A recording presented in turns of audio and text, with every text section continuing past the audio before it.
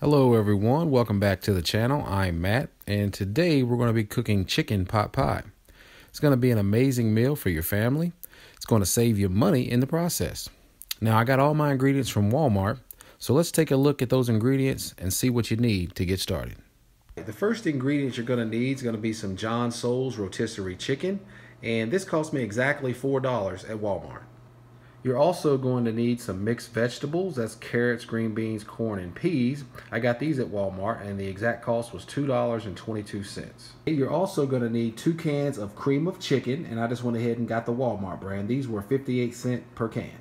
Additionally, for this recipe, you're going to need some olive oil, some salt, and some flour. Now, I already had these on hand, and I assume that you'll have these in your pantry as well. All right, the first thing you're going to want to do to get started is you're going to go ahead and take your mixed vegetables, open those up, and you're going to put them into a mixing bowl just like this. All right, everyone, what you're going to want to do next is go ahead and open up your chicken. Now, it will come frozen, so you want to go ahead and have this thawed out prior to cooking, but then you want to go ahead and dice it up into pieces just like this. That way, the chicken spreads around much further. And once you're done dicing, you're going to go ahead and put this into your mixing bowl with your mixed vegetables. All right, what you want to do next is go ahead and open your 2 cans of cream of chicken, and you're going to go ahead and pour those into your mixing bowl just like this. And you want to make sure you get it all out. You don't want to waste any. Again, we're trying to save money here as well as make an awesome meal for your family. So go ahead and make sure you scoop it all out of both cans. All right, you want to go ahead and start mixing this all in together just like so. And make sure that you get the cream of chicken pretty much coated on all the meat and all the vegetables. All right, once you're done mixing, everything should look like this. Everything should be coated with your cream of chicken soup. Okay, once you're finished with that, you want to go ahead and take your mixture and just set it off to the side. All right, now we're ready to make our pie crust. Now, I had to go ahead and make it from scratch because my Walmart was out of the ready pie crust. Now, if you have it available at your Walmart, go ahead and just pick those up. They come in a pack of 2. It makes it go much quicker and much easier. I already have 1 cup of flour poured in, and now I'm going to pour in the 1/4 cup. So for the total recipe, it's going to be 1 1/4 cups of flour. Okay, you want to take your salt and get 1 teaspoon of salt and add that to your flour mixture just like this. You're going to want to mix your salt into your flour just like this. Just get it mixed in really well. All right, you want to go ahead and take your olive oil, and you're going to take 1/3 a cup of olive oil, and you're going to pour it into your mixture just like this. Now, if you don't have olive oil, you can substitute with butter or shortening. Okay, you want to go ahead and mix this in really well. Get your dough mixed in with your olive oil, and once it starts to clump up, that's fine.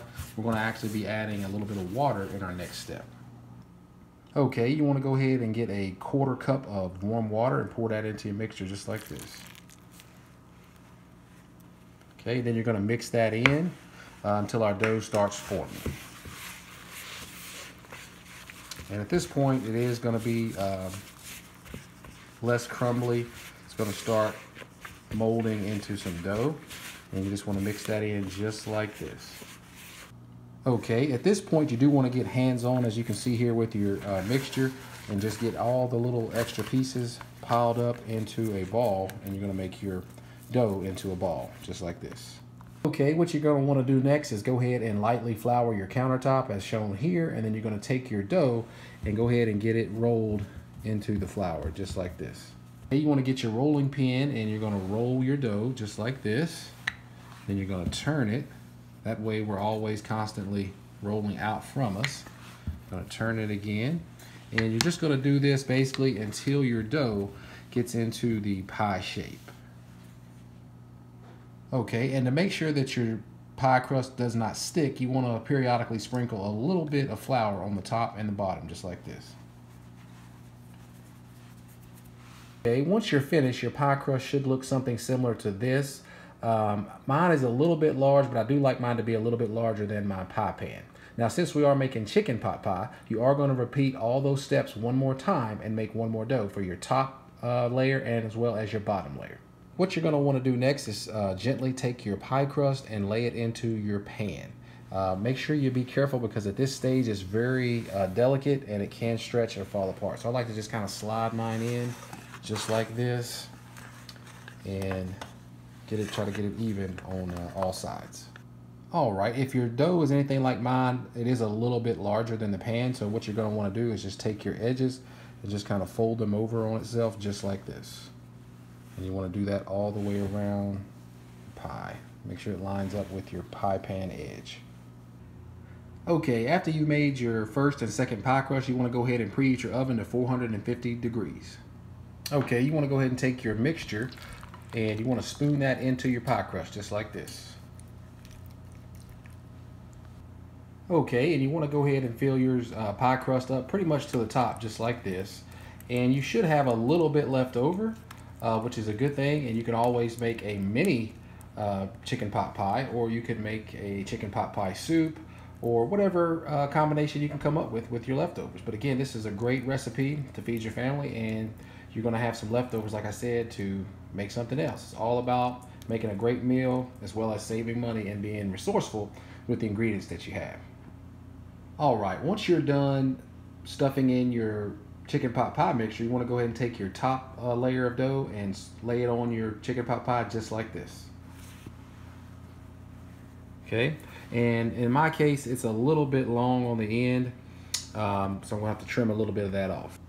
All right, once you've layered your top layer for your dough, you want to go ahead and take your fork and make your indentions around your pie crust just like this. Okay, once you're done with that, you want to go ahead and take you a knife and you're going to make your slits in your pie. That way it won't explode on you in the oven. Just like this. And if you want to, you can kind of get creative with this. I'm not that creative, so I just do the basic line here, and then maybe one coming off over here, and one on the other side.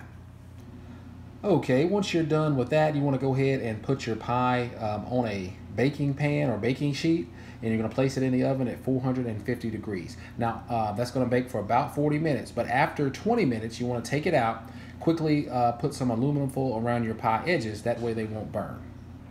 All right, guys, I wanted to show you how much was left over of our mixture. As you can see, quite a bit. So again, you get creative with your leftovers, or again, you can make a small pot pie or whatever you want to do.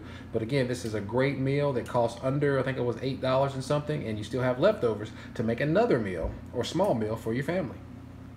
All right, everyone, the pie is fresh and hot out of the oven. I hope that you all will try this recipe, and I hope that you all enjoy it. I know my family loves this.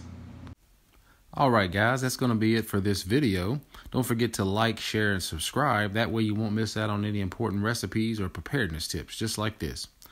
Thank you all for watching, and be blessed.